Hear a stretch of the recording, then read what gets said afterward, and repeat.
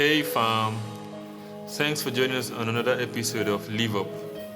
I have come to discover that some believers make praying very, very unpalatable.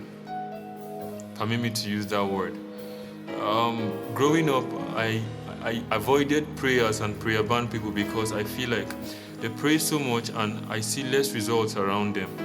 And this is not to talk them down, but I see that the amount of prayer put in is not commensurate to the results I see around them. In fact, some of them have serious attitude issues. I would rather prefer they pray about than even stay casting out demons in prayers.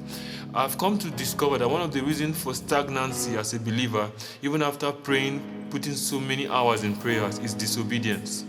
In the place of prayers, God begins to release a lot of instructions to us.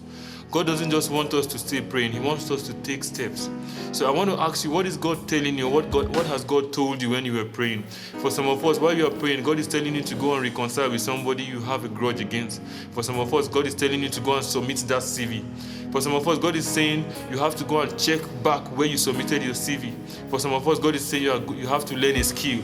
So those instructions are key to movement and progress in God. You can put in a lot of hours, and if you don't obey the instruction that God releases in the place of prayer, you might never get too far or get as much results as you need to get to. Sometimes God might be telling you to sow a seed, to make a call, to reach out to somebody. So while we pray, while we give so much time to prayer, which is very, very important to spend time praying, we must also be open to listen and look out for the instructions that God is giving us in the place of prayer. And not just to take out the instructions, but to obey and put them through. Because most times, our answered prayers is in our obeyed instructions. So I'm asking you again, what are the instructions that God has given you in the place of prayers? Have you obeyed them?